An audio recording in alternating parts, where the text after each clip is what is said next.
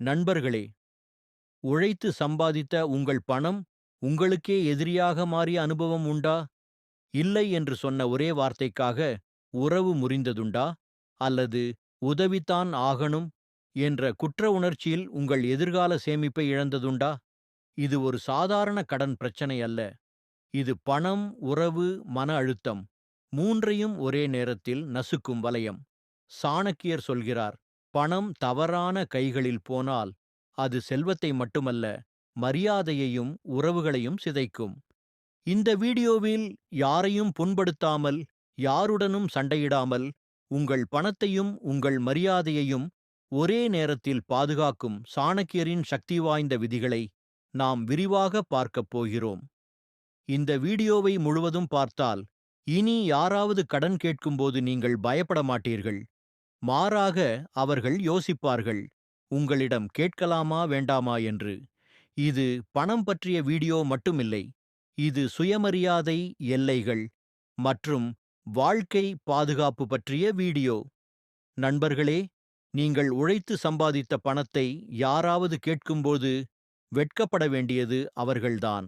ஆனால் உணர்ச்சி பிளாக்மெயிலில் சிக்கியதால் நீங்கள் ஏன் தயங்க வேண்டும்? இந்த அச்சத்திற்கு இன்று முடிவு கட்டப் போகிறோம்.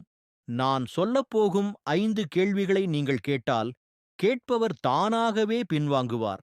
அதிலும் நீங்கள் அவர்களின் கண்களில் தவறானவராக மாறமாட்டீர்கள். உறவுகளுக்கும் பணத்திற்கும் இடையிலான கணக்கு வித்தியாசமானது. கஷ்ட நேரத்தில் அன்புக்குரியவர்கள் உதவ வேண்டும் என்று சொல்வார்கள். ஆனால் பணம் கடனாக மாறும்போது அது பணத்தை மட்டுமல்ல, உறவையும் சிதைக்கும். உங்கள் அனுபவங்களை நினைவுகூருங்கள். நெருங்கிய ஒருவருக்கு பணம் கொடுத்து பின்னர் அவர் உங்கள் வாழ்க்கையிலிருந்து மறைந்து விட்டதுண்டா?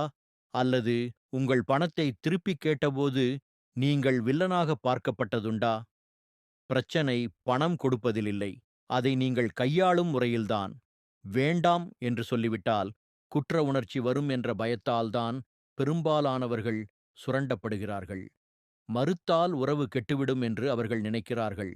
ஆனால் கசப்பான உண்மை என்னவென்றால், பணம் கொடுத்த பிறகே அந்த உறவு முறிவதற்கான வாய்ப்பு 100% அதிகமாகிறது. இன்று சாணக்கியரின் பொருளாதார சிந்தனையும் நவீன உளவியலும் சேர்த்து, பாம்பும் சாக வேண்டும், குச்சியும் உடையக்கூடாது என்ற அளவிற்கு ஒரு பாதுகாப்பு கவசத்தை உருவாக்கப் போகிறோம்.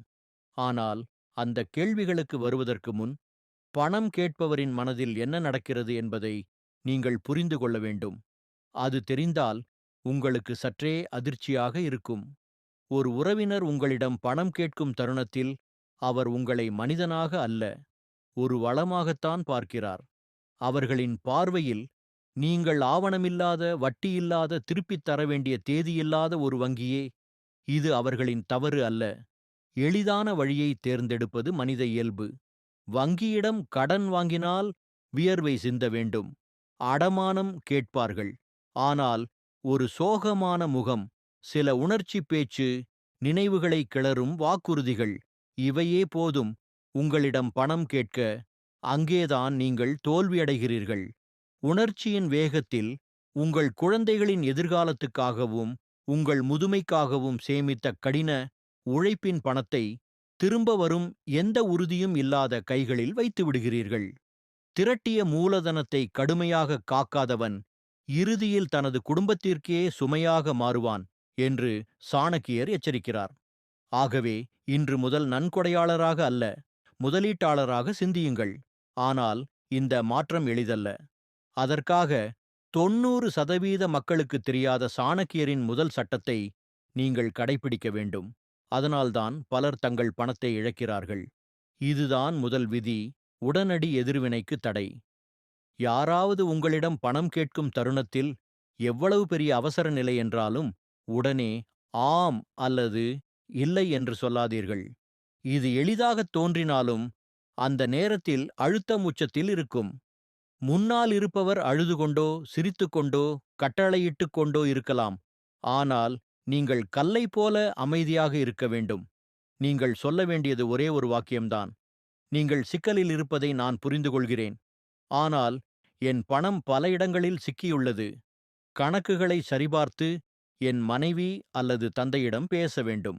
24 மணி நேரத்தில் பதில் சொல்கிறேன். இந்த 24 மணி நேர விதி உங்கள் மிகப்பெரிய ஆயுதம். இது உங்களுக்கு சிந்திக்க நேரம் தரும்.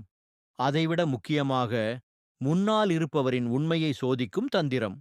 உண்மையிலேயே உயிர் மரணம் என்ற நிலை என்றால் அவர்கள் காத்திருக்க மாட்டார்கள். வேறொருவரிடம் செல்வார்கள். ஆனால் சூதாட்டம், வீண் செலவு போன்ற காரணங்களுக்கான பணம் என்றால் அவர்கள் காத்திருப்பார்கள். இந்த இடைவெளி நீங்கள் எளிதான இரையல்ல என்பதையும், பாக்கெட்டில் பணத்துடன் சுற்றுபவர் அல்ல என்பதையும் தெளிவாகச் சொல்கிறது. ஆனால் நினைவில் கொள்ளுங்கள், நேரம் கேட்பது ஒரு கவசம், வாள் அல்ல. 24 மணி நேரம் கடந்ததும் தான் உண்மையான விளையாட்டு தொடங்கும். அவர்கள் மீண்டும் அழைப்பார்கள். இப்போது ஒரு வங்கி எப்படி செயல்படுகிறதோ அதையே நீங்கள் செய்ய வேண்டும். ஆனால் உங்கள் சொந்த விதிமுறைகளில். இங்கேயே நாம் சாணக்கியர் நம்பகத்தன்மை சோதனை என்று சொல்லும் கட்டத்துக்குள் நுழைகிறோம். 24 மணி நேரத்திற்குப் பிறகு அவர்கள் மீண்டும் தொடர்பு கொண்டால் நீங்கள் பதற்றப்படத் தேவையில்லை. உங்களிடம் ஏன் பணம் இல்லை என்று விளக்கம் சொல்லவும் வேண்டாம். அதற்கு பதிலாக நீங்கள் கேள்விகளை கேட்க வேண்டும். அவை அவர்களின் உண்மையை வெளிப்படுத்தும் கேள்விகளாக இருக்க வேண்டும். ஒரு வங்கி கடன் தரும்போது உங்கள் கண்ணீரை கணக்கில் எடுக்காது, திருப்பித் தரும் வழியைத்தான் பார்க்கும். அதே முறையை நீங்கள் பின்பற்ற வேண்டும். ஆனால் அதை கேட்கும் விதம் மூலோபாயமாக இருக்க வேண்டும். நீங்கள் கடுமையாகத் தோன்றக்கூடாது. நீங்கள் கேட்க வேண்டிய முதல் கேள்வி இதுதான்: சகோதரரே, நான் உதவ முயற்சி செய்யலாம். ஆனால் இந்த பணம் உங்களுக்கு உண்மையில் எதற்காக தேவை என்பதை தெளிவாகத் தெரிந்து கொள்ள வேண்டும். நினைவில் கொள்ளுங்கள், பணத்தை உயிரைக் காப்பதற்காக பயன்படுத்த வேண்டும், காட்சிக்காக அல்ல என்று சாணக்கியர் வலியுறுத்துகிறார். யாராவது கடன் கேட்கும் தருணத்தில் சிறிது நேரம் துப்பறியும் நபராக மாறுங்கள். அவர்களின் வீட்டில் உண்மையில் மருத்துவ அவசர நிலை இருக்கிறதா? இது ஒருவரின் உயிரையே தீர்மானிக்கும் நிலைதானா? அப்படியானால் உதவுவது மனிதாபிமானம். ஆனால் கசப்பான உண்மை என்னவென்றால், 80% பேர் அவசரம் என்ற பேரில் தங்கள் பொழுதுபோக்குகளுக்காகத்தான் பணம் கேட்கிறார்கள். மகளின் திருமணத்திற்காக 10 வகை இனிப்புகள் செய்ய வேண்டும் என்பதற்காகவோ, புதிய காருக்கான டவுன் பேமெண்ட் கொடுக்க வேண்டுமென்றோ, சூதாட்டம் அல்லது பங்குச் சந்தையில் ஏற்பட்ட இழப்பை ஈடு செய்ய வேண்டுமென்றோ பணம் கேட்கிறார்களானால், அங்கே நீங்கள் மிகுந்த எச்சரிக்கையுடன் இருக்க வேண்டும். என் தந்தை என் பணத்தை கவனித்துக் கொள்கிறார் என்று சாணக்கியர் நேரடியாகச் சொல்கிறார். கைகளை இறுக்கமாக வைத்திருக்க வேண்டும் என்பதில் அவர் மிகவும் கடுமையானவர். அவர்களிடம் கேட்காமல் நான் பணத்தை எடுத்தால் வீட்டில் ஒரு மகாபாரதமே நடக்கும். இந்த வழியில் நீங்கள் என்ன செய்கிறீர்கள் என்பதை கவனியுங்கள். நீங்கள் நல்லவராகவே இருக்கிறீர்கள், மறுப்பும் சொல்லிவிட்டீர்கள். இனிமேல் அவர்கள் வற்புறுத்தினால் நேரடியாக உங்களிடம் சண்டை போட மாட்டார்கள். உங்கள் சிஏவையோ இல்லாத மனைவியையோ குற்றம் சொல்வார்கள். இதன் மூலம் நேரடி மோதலிலிருந்து உங்களை புத்திசாலித்தனமாக பாதுகாத்துக் கொள்கிறீர்கள். ஒரு பாம்பை கொன்றுவிட்டு குச்சிக்கும் தீப்பிடிக்க விடாதவனே ஞானி என்று சாணக்கியர் சொல்வார். ஆனால் முன் இருப்பவர் மிகுந்த புத்திசாலி என வைத்துக் கொள்வோம். அவர், சரி, உங்கள் மனைவியிடம் பேசுங்கள், நான் காத்திருக்கிறேன் என்று சொல்கிறார். இப்போது அவர்கள் உங்கள் வீட்டின் வாசலிலேயே வந்து நிற்கிறார்கள். இங்கேதான் சாணக்கியரின் அடுத்ததும் மிகவும் சுவாரஸ்யமானதுமான விளையாட்டு தொடங்குகிறது. பற்றாக்குறையின் மாயை. மக்கள் உங்களிடம் பணம் கேட்பது, அது உங்களிடம் சும்மா கிடக்கிறது, அழுகுகிறது என்று அவர்கள் நம்புவதால்தான். அந்த மாயையை நீங்கள் உடைக்க வேண்டும். உங்களிடம் சொத்து இருக்கலாம், ஆனால் அது உடனடியாக கிடைக்கக்கூடியதாக இல்லை என்பதை அவர்கள் நம்பும் அளவுக்கு தெளிவாகக் காட்ட வேண்டும். நீங்கள் இப்படிச் சொல்கிறீர்கள்: பணம் இருந்தது, ஆனால் கடந்த வாரமே அதையெல்லாம் நிலையான வைப்பு அல்லது நிலத்தவணையில் போட்டுவிட்டேன். இப்போது அந்த பணம் முழுவதும் பூட்டப்பட்டிருக்கிறது. இதற்கு அடுத்து அவர்களின் தைரியத்தை உடைக்கும் ஒரு திருப்பம் வருகிறது. நீங்கள் தொடர்கிறீர்கள்: அந்த எஃப்.டி.ஐ உடைத்தால் உங்களுக்கு பணம் கொடுக்க முடியும். ஆனால் வங்கியின் விதி என்னவென்றால், முன்கூட்டியே உடைத்தால் 10% அபராதம். அதாவது 1,00,000 எடுத்தால் எனக்கு 10,000 ரூபாய் இழப்பு. அந்த இழப்பை நீங்கள் ஏற்கத் தயாராக இருந்தால் நான் உடனே போய் பணத்தை எடுத்து வந்து தருகிறேன். இதுதான் ஒரு மாஸ்டர் ஸ்ட்ரோக். உலகில் எந்த கடன் வாங்குபவரும் உங்கள் இழப்பைச் செலுத்தத் தயாராக இருக்க மாட்டார்கள். அவர்கள் தேடியது இலவச பணம்தான். இழப்புகளின் கணக்கை அவர்களின் முன்னால் வைத்தவுடனே அந்த உற்சாகம் தணிந்துவிடும். 50,000க்கு 5,000 இழப்பு ஏன் என்று அவர்களே யோசிப்பார்கள்.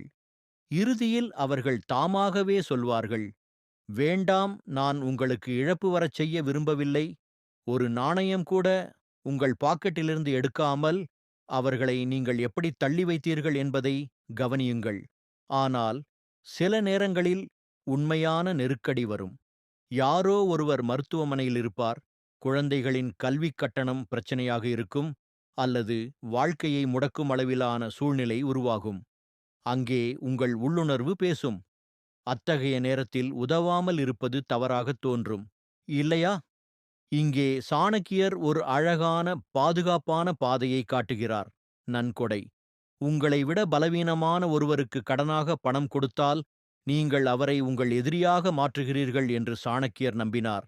யாராவது உங்களிடம் 50,000 கேட்டால் அவர்களின் நிதி நிலையை பார்த்தே அது திரும்ப வராது என்று உங்களுக்கு தெரிந்தால் அந்த 50,000 ஆயிரத்தை கடனாக கொடுக்காதீர்கள். ஏனென்றால் கடன் கொடுத்தால் 3 விஷயங்கள் நிச்சயம் நடக்கும். உங்கள் பணம் போய்விடும். அதை திருப்பிக் கேட்கும்போது சர்ச்சை உருவாகும். வெட்கத்தால் அவர்கள் உங்களை சந்திப்பதே தவிர்ப்பார்கள். அதாவது பணத்தையும் இழப்பீர்கள், உறவையும் இழப்பீர்கள். இதற்கு பதிலாக மூலோபாய தாராள மனப்பான்மை பயன்படுத்துங்கள்.